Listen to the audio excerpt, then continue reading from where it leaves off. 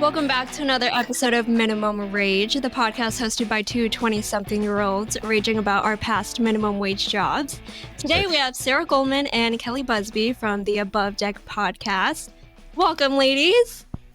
Thank you. Thanks for having us. Thanks for having us. We're so excited. This is the first podcast we've done other than our own. Yay! Yay! Well, we're very excited to have you.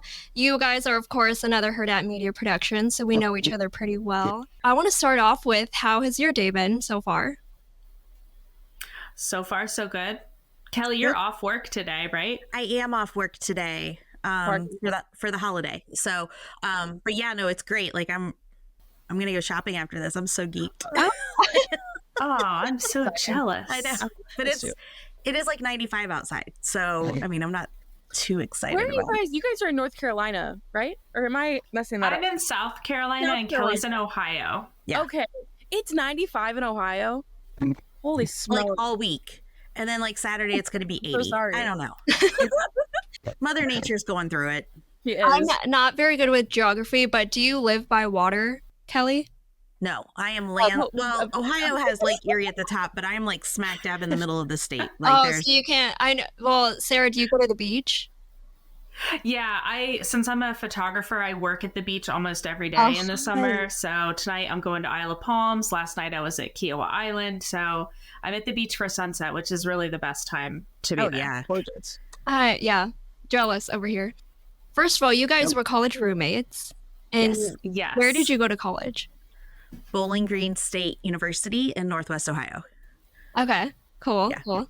And you hosted a radio show, so I want to talk about that. We did. It was called the Socks with Sandals radio show. And it was early in the morning. Yeah, it was 6 to 9 on Tuesdays. Prime spot. Prime. I mean, we had a morning show. Think of it that way, Sarah. Like we had a legit morning show once a week. Yeah, that a few people listen to. Usually they were from Columbus too. What was like a range of topics? What'd you guys talk about on your morning show? I mean, we were playing music, so we didn't do that much. We did a little talking. We did a little talking between breaks, you know. But they wouldn't let us take callers on the radio. We could get calls, but we would just be like, so-and-so called and they requested this. Yeah. But they didn't trust us to have like a live call on the radio. Which, I mean, being on a college campus is fair enough. Yeah. But I always love, I don't know if they're fake or real for like iHeartRadio where they have like the ex call in or like they make them like fight on air or something. Yeah. I'm always a fan of that. But Bowling Green was not down for that. No. I think our signal, when we first started, our signal was like 100 watts. Like it was nothing. And then they changed the signal and we were up to like 1,000 watts. So watch out. Like the prison could get us. Whoa. I think, like, yeah. Because I did like an evening show and we were getting calls from like that's crazy. questionable areas. Oh my gosh. You never told me that. That's crazy. Yeah. Wild. That's awesome. Well, usually how we start the podcast is asking people what their very first jobs were as teenagers. And I think we all have this in common, but what were your first jobs? We're both babysitters, right, Kelli? Yeah. Like, I think I took the CPR class with the Red Cross at like age 12, maybe. So I think like 12, 13, I was babysitting other people's children. Oh, wow. Yeah. That's awesome. What were you getting paid, Sarah? Same as you, $2 an hour. That blew my mind. My jaw was on the floor. Is it like $2 an hour per kid or like... No. How? I think if there were multiple kids, maybe they'd throw in an extra $1 or something. But it was almost like the dad would go to pay me at the end of the night. And it's like, I was there for 3 hours. Like, he's not going to give me, I'm not good at math. He's not going to give me $6. So they give me like a $20 bill. And I'd be like, wow, this is awesome. Yeah. Oh, man. I would lose motivation. I would leave the house. Did you guys babysit? Yes. Yep. So what was the going rate? I mean, obviously there's a huge age difference between us, but I think mine was about $10 an hour. $10 an hour. I think as I got older and like adding kids and stuff, it was like I would do almost 15 to 20 depending on how many kids. Wow. Yeah. Yeah. I might do that now. My daughter.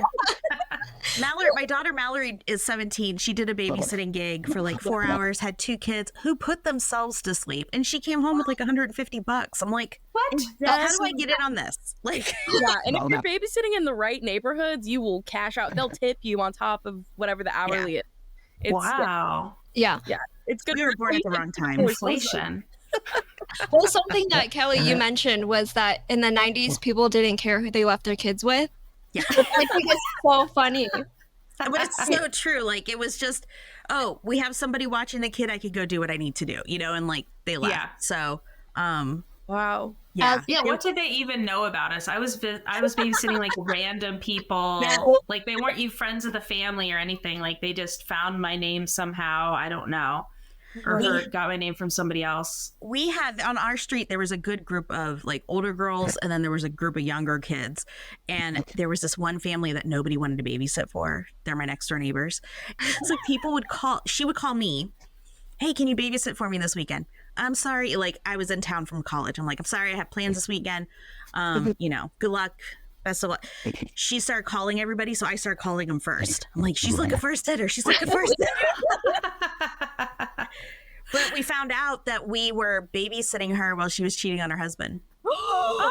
How did you find that out? Well, so her husband left, and then my parents, like while we were at school, my parents kind of got a little bit more of the story, and they were like, "Yeah, she met him at church group," and I'm like, I was always babysitting when she was at church group, and I'm like, oh no. So that's wild. My gosh, that's church. That's wow. That is crazy. As a mother, Kelly, would you trust anyone to watch your kids? That's a good one. No. Okay. I think if maybe I had another kid, it might be a little different, because I'd be like, just like go, be away. But she's my only, so I'm a little particular. But we also have a really large family in Columbus, so there was never a chance that she could ever be not near a family member, whether she liked it or not. When I was in high school, I did Sitter City, so it's basically a daycare.com. Oh, yeah. Okay. And that I think even as a teenager it can be dangerous, because anyone could be reaching out to you, be like, hey, come over to my house. Yeah, totally. Yeah, and so I did do this one job for a woman. I met her, talked for 10 minutes, and then she left me with her 3 kids. And whoa, I was like, that's awesome. But I was like, actually, that's kind of dangerous. Like, the woman didn't know me, I didn't know her, but I was hustling. I needed money. Like, were they really her kids? I hope so. I don't know. I did look her up on Facebook just to make sure these kids were real. Okay. But yeah, I mean, weird times. Yeah, absolutely. I would trust you with my 3 kids after meeting you for 10 minutes. That's just your personality. Well, that's a good sign. I know from Instagram that Grace is a good cat mom, so that speaks volumes. Cat master, but yeah. She doesn't like master. But anyways, another job. Sarah, you were a concession stand worker. Yeah, so I really wanted to be a lifeguard, but you can't be a lifeguard till you're 16. So the only other job at the pool is concession stand worker. And it was so hot in there, maybe there was a fan, but really I would just, eat all the food and just sweat and, give free food to my friends who were at the pool. That's awesome. I don't know. They didn't make any money, but it was always like there were like chicken sandwiches that you could microwave. There were like giant pickles that you just like put in a solo cup. And then all the candy, just like lots of candy. Which everything had to be refrigerated because it's so hot. You can't have chocolate just sitting out. Did you have super ropes? I think we did have super ropes. My favorite pool snack. Yeah, I always got Skittles. That was kind of my go-to. Or like a Milky Way that's like in the freezer. That was like another go-to. That was a good one. Did you get to go swimming on your breaks? Good question. I don't think so. I don't really remember having any breaks, but I'm sure my hours were like 3 hours at a time. So I'm sure, like, I lived at the pool as a kid, so I'd just get like dropped off there. Yeah. And I'd work, and then I probably swam afterwards or something. But by the time I was 16, it was lifeguard time, which is, in my opinion, the absolute best job for a teenager. Like, it's so easy. Really? Yes, you might have to save a life, but probably not. And you just twirl a whistle, you get tan, you walk around, like, tell it's kids fun. not to run. Yeah. Blow a whistle. Stop, walk. That was like the big thing, Timeout bench. Get over in the timeout bench. I have so much flashback trauma of getting yelled at to walk. Yes, totally. It was years before I would like not have the instinct to yell walk when I see a kid running on pavement. Did it ever come to a time where you had to save someone? No, we would have 3 people lifeguarding and 1 person would be resting, like every 15 minutes. And I was the person resting, and there was a kid that like was drowning and had to be pulled out, but it wasn't like on my watch, but they were okay. Just swallowed a little bit of water, but they did go to the hospital and they were okay. It was like a 3-year-old. Wow. And they were like right under the lifeguard stand, so that lifeguard couldn't see them. Yep. Oh yeah. But one of the other lifeguards did. So wow. Yeah, scary. So scary. I will have to admit, I've drowned once at a pool. You have? You drowned? Wait, what? By a lifeguard. So I appreciate your service. Oh my gosh, here I am just talking about getting tan. I drowned, but my grandpa was like right there, and he like watched it happen. But like, sounds like grandpa. Yeah, like no reaction time at all. And I remember the lifeguard being like, at least this was me, like, sir, get her up. And Did they get you out of the mouth, or they just yanked you out of the water? They just yanked me out of the water. I will say, I think it was kind of a lazy river situation, and I think I was young, and I think I like sucked into the. Oh. You know how it's like moving, and I think I just was under, but like getting dragged. Oh my gosh. So anyway, I have a very close bond with. I like lifeguards. I appreciate that. How do you feel about swimming in water now? Like, would you go into lazy river now? Oh yeah, I'm so good. You know, I think I was like so young when that happened. Oh, so good. I hardly remember. I just remember like going under, being like, "This is it." That's so scary. This is it. But no, my swimming. This is how I go. I'm not good at swimming, but I had a lot of friends in high school that were lifeguards. And the test to become a lifeguard always seems so intimidating. It looks like a triathlon of things that you have to like be for. It's a lot. It's a lot of pressure for a 16-year-old. Yeah. Yeah. Don't you, in the test, you have to dive for weights and bring them up? Yeah. I think so. And there's a lot of like lap swimming, and might be something timed. And there's a lot of like rescue scenarios and things. Timed things. Blech.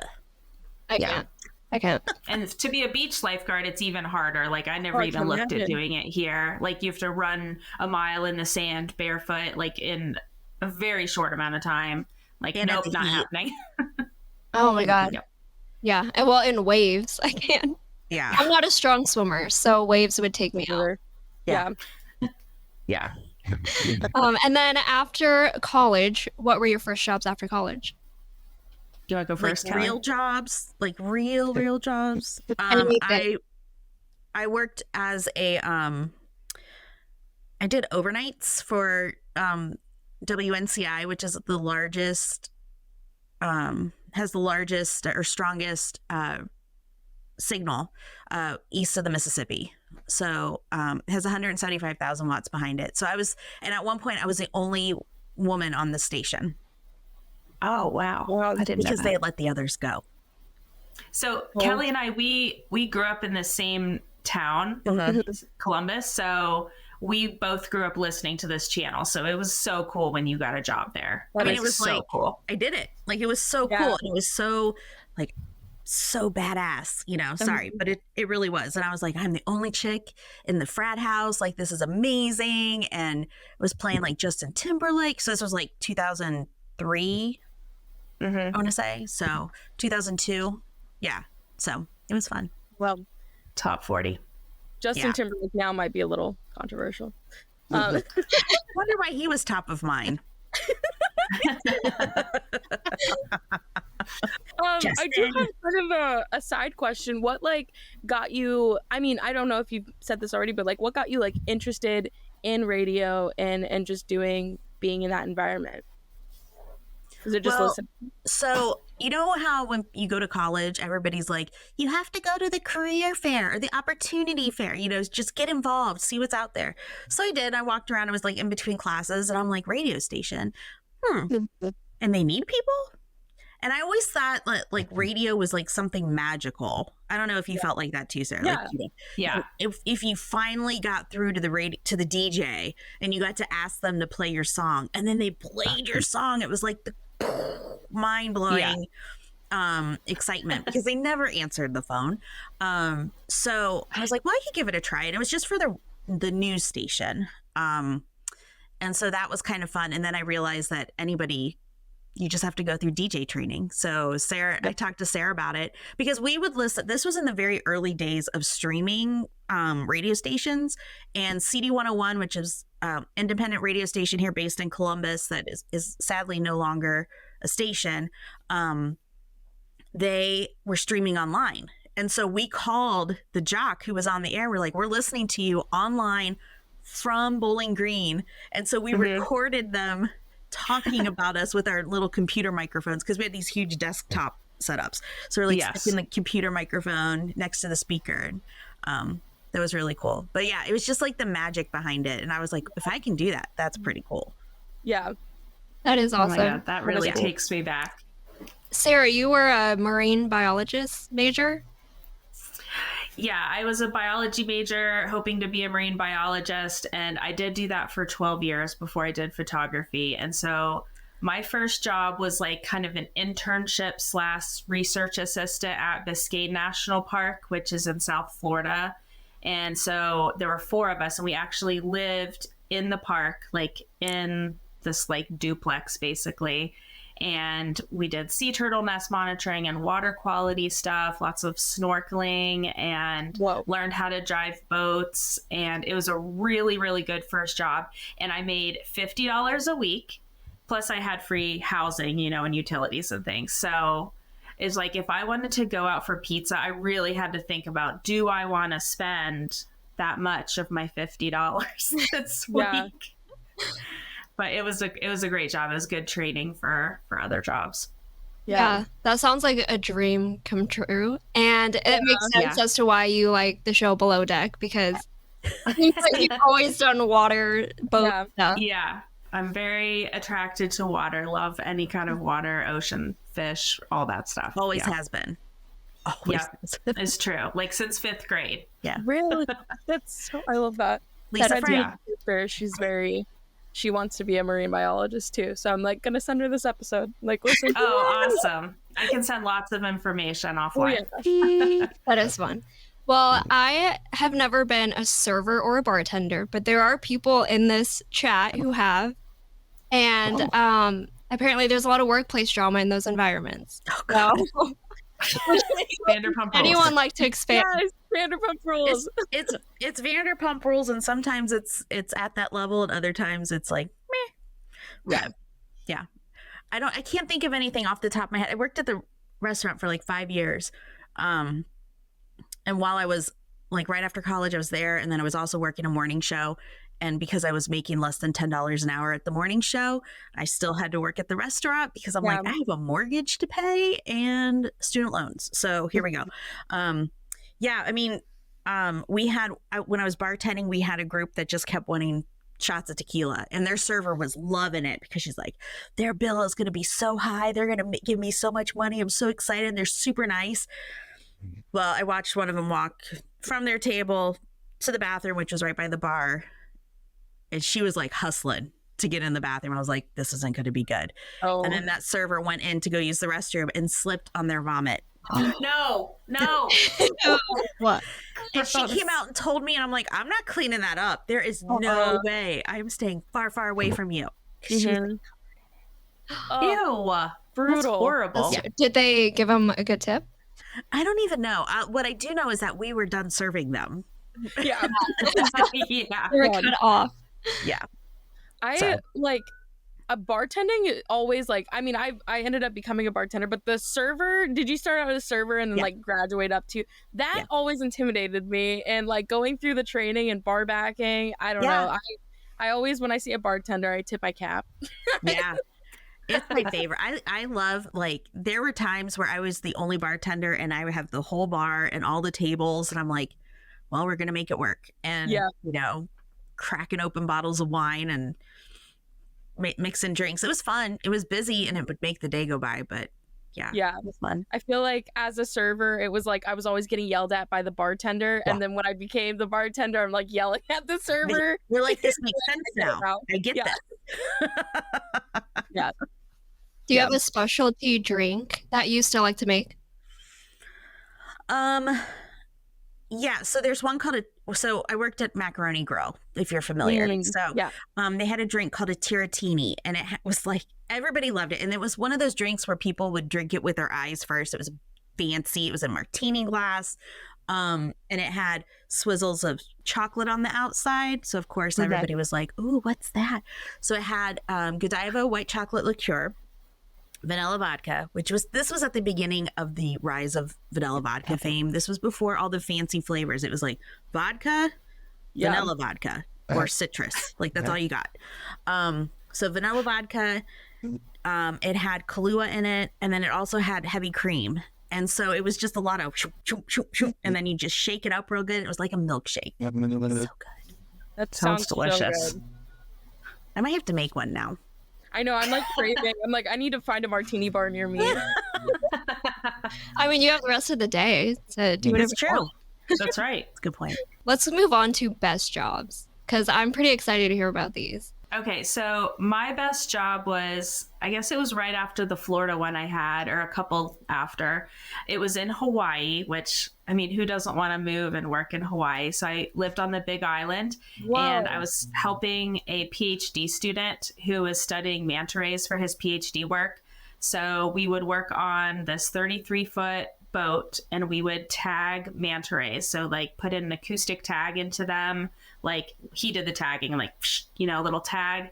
And then we would use a hydrophone to like track them. So you could hear like a ping. I think we wore headphones, and we would track them for as long as we could. Sometimes just a day or two, sometimes like 7 days. Wow. And just monitor their movements along the west coast of the Big Island of Hawaii. And so the way that we found the manta rays to track is one person would like hold on to a line that was just like off the back of the boat and put on like mask and snorkel, and the boat would just like go back and forth, and you would just look for manta rays like over the coral reef. So like that's pretty awesome. So you were in the water and they were like pulling you on the boat? I was in the water. So you were human bait. Yeah, this is the story my mom likes to tell. And maybe she told you this, Kelly, when you were just here. Yeah. But she said, so you're just hanging off the boat looking for things. And I'm like, yeah, and every so often you kind of want to look around behind you and just make sure nothing's following you. My mom's like what? Like, what's following? I'm like, well, like a shark or something. You know, they have big sharks in Hawaii. Yeah. We would see little reef sharks that would occasionally follow you, but not a big deal. So. No, that sounds like a lot of fun. I think I need to Google what a manatee is. It's a manta ray. Oh my gosh. Yeah, it looks like a stingray, but they don't have a stinger. They're really big. They're kind of black and white. I mean, the wingspan can be like 8 or 10 feet or even bigger in other parts of the world. And they jump out of the water, right? Or they can, but they eat plankton, so they're attracted to light. So there was like a manta ray night dive that's really famous in Hawaii, where divers get in like right before sunset, kneel on the bottom, and they put all these lights down, like underwater lights, and then the mantis come in and like you know, they do like barrel rolls and they're eating the plankton. So we would a lot of times go to that site to find a manta ray to tag and then track. So that is so cool. It's very cool. So I know how you said that you guys would tag them, and I know how you would find them. How did you like catch them? Like you didn't actually catch them. Basically, once like, okay, I'm hanging off the back of the boat and I'm like, hey, like I found one. Yeah. And then my boss, the PhD student, he would get like suited up, get ready to get in, and he'd have like a spear gun and it would have a tag on it, and he would get in and just like give them a quick jab, and the tag would like stick into their back, basically. Got it. Okay, I'm like trying to like imagine you like, I don't like capturing a 10-foot fish. You're like, hold on, man, hold on, I got you. Yeah. Just needed the visual. Also, I just watched The Meg, and so I'm really I don't know if I could put myself in that position. So I have not seen that. Sharks out there? Yeah, we would see little reef sharks, and then there was sometimes like a big tiger shark that would be near the mouth of the harbor, because when the boats come in, like the fishing boats, they're like cleaning fish and throwing, guts and stuff in the water. And so the sharks would like hang out right there, like big sharks, like 10, 12 feet sharks. But I never saw one that big in the water. But one time we went to a beach to go surfing, and the beach was closed because there had just been a tiger shark attack. Oh, so those are so scary. Yeah, really scary. What about jellyfish? I'm really scared about jellyfish because you can't see them. Yeah. I mean, I've definitely had some stings, but nothing really bad. When I was a kid, I was stung by a Portuguese man-o-war, like the one that has the float that sits on top and the really long tentacles. That really hurts. That's bad. Oh my gosh. Yeah. Ugh. Oh. Yeah. Maybe don't go to Australia. I think the jellyfish can really kill you there. Yeah. And they're itty bitty too. Oh, yeah. Gosh. Like you're not going to see it. I think there's certain times a year you don't want to swim in certain places for sure. Yeah. Yeah. I've only ever seen a jellyfish at like in Virginia, on Virginia Beach. And I was like, I will never go in those waters. That's it, is it?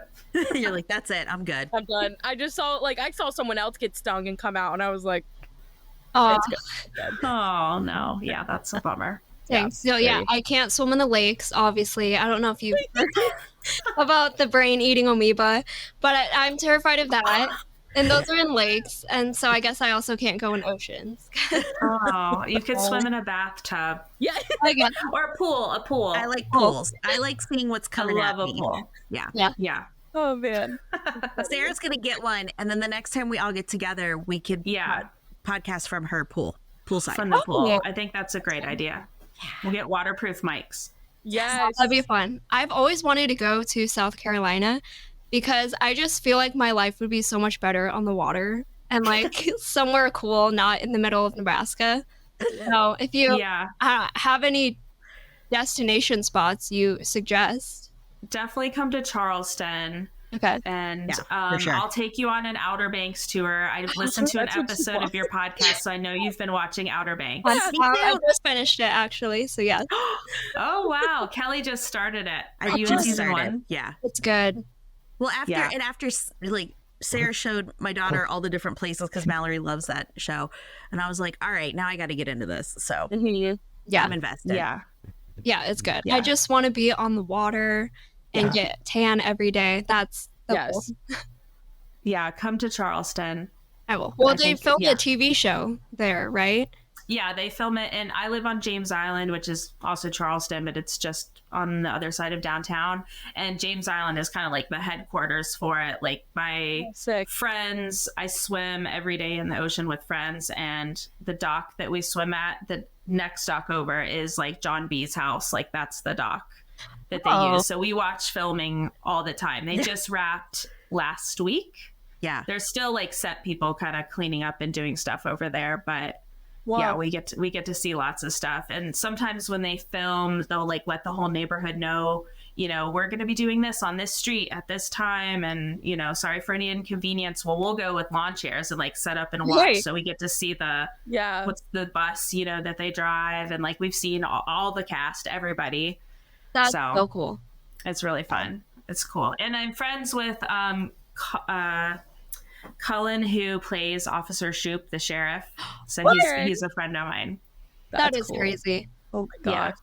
That blew Mallory's mind. Oh, did they ever ask for extras? Yeah. Yeah, they do. I've applied a couple times. I haven't gotten a call. I'm going to keep trying though. Yes. That's crazy. I think that would be so fun. If I see you on the next season, you'll have to come down here, Grace, and like apply to be an extra. That sounds for sure. But Southern Charm, don't they film that there? Yep, Southern Charm too. What's Southern Charm? It's on Bravo. It's been on like, I don't know, 10 or 11 years. I'm behind. Let me add it to my list. Yeah. Start season 1. Right? Season 1. Yeah, and go season 1 there. is the best. I think. Okay. I think it sets it up pretty perfectly, and it makes you really want to go visit Charleston. Like, yeah. Okay. Yeah, it's a fun one. For sure. So fun. And then, okay, Kelli, you said you had a job as a wedding planner. Yeah, so I worked at a banquet center right after my daughter was born, and which was in 2007, and we did weddings almost every weekend, weddings and proms and big events, and then during the week we would do meetings and stuff. But the financial crisis happened in 2008, 2009, so we lost a lot of our business clients because nobody's doing offsites. So I got to work with a lot of brides. I will tell you right now, mother of the brides are the worst people ever because, and it's just across the board. And because, in my opinion, totally in my opinion, they're paying for the wedding that they wanted to have when they were getting married. And now they can afford it. So they're pushing their ideas onto the brides, and the brides are like, well, and this was pre-Pinterest too. Mm-hmm. So I can't even imagine what it was like. You had to look through bridal magazines back then. Bridal magazines. I had books on different like traditions and different religions and stuff, because we would do a lot of Sikh weddings and a lot of Hindu weddings. And so that was really, it was really neat to me because you've seen a Christian wedding, you've seen them all. But like the Hindu weddings, like they would have the Bharat first. And if they were in India doing this, it would be the groom's family bringing the groom in on a horse, and it takes it's supposed to take about 45 minutes. And they're accompanied by drums. It's a big party, everybody's dancing. And then the horse, drops him off, and the bride's family greets him at the door and brings him into the bride. So it was kind of like everybody comes into the bride. So it was a big family to do thing. Well, we were in the middle of a parking lot, and so they would take like a few steps and dance and like stop and dance for like 5 or 10 minutes, and then they take a few more steps. This horse was so used to doing that, he would just fall asleep. Loud music, drums going, everything is just going crazy, and this horse would just be like There's just like one horse they use every time. Yeah, it's like the one that was used in the city, because it was just they're like, we got another one to go to, see you later. Okay. So that was, I love doing those. I love doing we have a large East African nation population here in Columbus, so we did a lot of Somalian weddings, and so what I really liked about those was just learning about everybody's traditions. All the different traditions were so fun. We'd have Italian weddings, they'd bring in cookies for the entire week and just keep putting them in our fridge because they would do cookie tables. And I was like, well, this is amazing, and I'm stealing one of these cookies and I'm going to back at my desk. So it was a really fun job. I loved it. It was like a dream job for me. But it was just, I was only there for 5 years, so I was like, it's time to go. Things were So did you ever have a weekend off? Yeah, so my job was really unique. So I would work Monday through Friday, do all the planning and all the details and everything, and then I'd pass them off to the GM and the banquet managers. And so my favorite part was coming in on Mondays and finding, like after prom, there'd be shoes or a bra left on my desk. Or like after a wedding, I had a singular shoe. I'm like, how did she get home? Like, what did it work? After proms, it was always fun to find like in the stairwells, there'd be like a beer that we didn't serve, like an empty beer bottle. Or something. Like, well, somebody got that from mom and dad, or little bags with leftovers of a white powder substance in them. Oh no. Well, this was suburb kids. So these were kids that were like, had it good, and we're testing the limits. The one wedding that I will never ever forget, they were friends of the company and the bride and groom, and so we were a little lax, I think, on the alcohol serving. And so we had everybody's having a great time. Friend of the bride starts to talk smack to the father of the bride. And they keep talking. And she threatens to go after him. And now at this point, like, people are involved. She is like 3 sheets to the wind gone. And I'm hearing all about this secondhand. So this is Monday. I'm like, what's happening? I'm getting all these weird phone calls. So what had happened was the guest, new mom, first time out since the baby's been born. She was loving life and living it. And she was on medication that didn't quite mix well with alcohol. Yeah. Okay. So the sheriff was called. Sheriff came and detained her. She threatened to spray him with her breast milk. Ew, what? Straight from her body. You cannot make this stuff up. No. But the best part was, I'm like, huh? Like, I'm reading these newspaper articles and I'm like, this didn't happen here. My aunt's like sending me articles.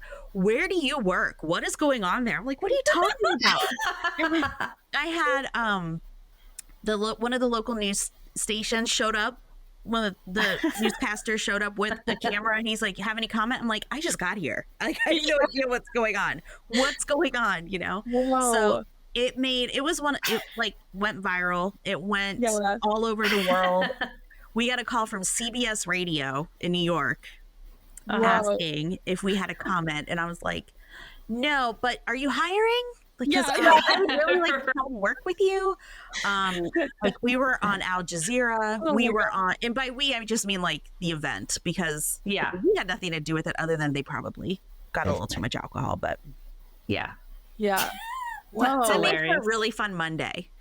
And then I my have to mom look came that in, I'm story like, up. what the hell happened Saturday? I don't know. I left. I'm like, let me fill you in.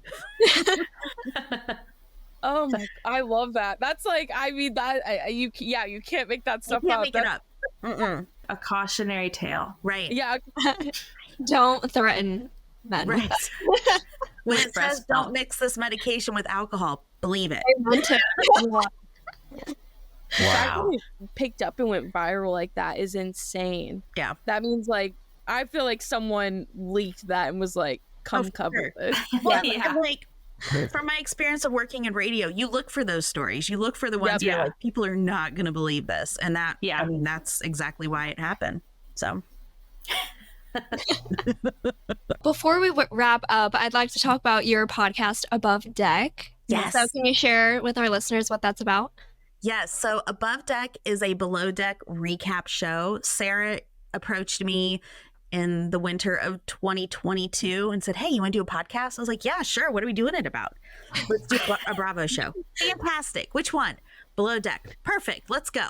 And so we picked up with Sailing Yacht season 3. That was our first. And now we're 156 episodes in. So we have a really fun time, and we just recap the show. We call people to the wheelhouse when they've been bad on this show, and so it's just been, we do cast interviews sometimes. We just met with Daisy Kelleher from Sailing Yacht all seasons, and so that was kind of a bucket list thing, I think, for our show, because she's just amazing, and I can listen to her talk all day. Well, you haven't even been doing the podcast for that long, in my opinion, but you've already been able to interview stars. You've gone to BravoCon and done so many network events. Yeah. So congratulations on that. Yeah. Thank you. Thank you. No, we're so lucky, and being able to move then to Hurrdat I guess that was last year. That was really fun. And we have you as our producer, Grace. So fun. Yes. Yay. Yeah, which I am not just saying this to say this, but your show is one of my favorites because I do watch Below Deck. Yay. And so I understand the context, and even if I don't know the characters, I can understand situations. And Joslyne has helped me pull clips a bunch of times. Oh, cool. Awesome. Yeah, I'm like, I've never seen the show, but like I enjoy listening to both of you guys. Like, you're both really funny and your chemistry is really fun to listen to. Oh, thank you. So I'm like, I probably shouldn't. I know my grandma's tried to make me watch it, but I will watch it. It's a grandma show. Listen to grandma. Gotta listen to grandma. I would say a lot of our listeners are in that like 50, 60-year-old range, I would say. I'm gonna send you think podcast. That kind of surprised me. It has a big listenership. It's a lot of times it's the number one show each week for Bravo. Yeah. And a lot of men watch it. Really? With their significant others and stuff. It's fun because people will be like, this is the one show my husband will watch with me. And I'm like, yeah. Go ahead and click like on that real quick. Will you subscribe? That'd be great. Yeah, it's funny. And also a common comment that I see from listeners is that, wow, it's great to find a show that's clean, that doesn't use a bunch of curse words or anything, because that's kind of hard to find in podcasts. Yeah. So people let it fly, and we're not really like that. We set out at the very beginning to be that way, just so you could listen to it in your car with your kids, and it wouldn't be like, oh no, we don't even say like sex really. I know we say dropping anchor. Yeah. Sometimes we say 15. I don't know. We say other things. Yeah, we try to keep it fairly clean. Yeah. Which is hard because it's pretty raunchy at times. It is. And I think we're working on doing a live show because Malia White has come to the office a lot and she's done a live show at the sports bar. So hopefully if we get another one going this summer, you guys will have to come down. Oh, that would be awesome. So fun. Yeah. Yeah. Keep us posted. Yeah. Have you been to Omaha before? No, never been to Omaha. Okay. Well, all I really know is the College World Series is there now, actually. That's really all I know. And they usually have volleyball playoffs and Division I finals there. So okay, that's all I know. Yeah, what is there to do in Omaha? The zoo. The zoo. Okay, we're all gonna go to the zoo when you come. Go to the aquarium. Awesome. I'll tell you what all the fish are. Yes. Right. Yes. Go watch the penguins. Yeah. Well, and then football, if you like football. Yeah. Oh yeah. It's huge. It's huge. Yeah, whatever. I don't even know what team it is. I have no idea. Nebraska Cornhuskers. Oh, okay, I've heard of them. Yeah. But that's it. But you guys also sell merch. Yes. So what kind of merch items can people buy? Well, there's shirts, there's hoodies, there's stickers. There's a really cool sticker sheet. Oh, look at that. Cute. This boat has everything. They're pretty decent size. Yeah, they're cool. There's mugs, there's water bottles. I'm trying to think what else there is. Hats. Yeah. And we try to do some kind of like inside jokes from the different shows, like adventure. There's an adventure hoodie. This boat has everything. Do you guys know Stefan from Saturday Night Live? Yes. Kelli, you do such a good job. Like genuinely, I remember editing a clip of you just doing that, and it was sending me. You do whisper, like everything is perfect. Yes, we at first we tried both trying to do Stefan, but Kelli was so much better at it. It was like, no, I'll take the straight role and you be the funny one. So it's fun. I like to. It gives me a lot of anxiety to do it, but I do it. It's fun. It's so good. It's so funny. Sarah does all the writing, so and I don't look at it until ahead of time. We are in the moment. So that's awesome. Just like you on SNL. So. We actually forgot to do it at the end of last season, at the end of Below Deck season 11. But we did. And then it's like, I was like, oh well, we're on to the next. So let's keep going. Yeah, we need some good content. We'll have to remember to do it for this season of Med. Yeah. Please. Yes. People are listening. I'm listening. Okay. Yeah. We never know. We're like, is this still, we even did a poll. We're like, is this still funny or is it just funny to us? Is anybody listening to this? And people love it. So yeah, we're like, okay, I guess we'll keep doing this ridiculous thing. It's so fun. Well, thank you so much for joining us on season 2 of Minimum Rage. Please tell our listeners where we can find you on social. Sure. Our only social is at Above Deck Pod on Instagram.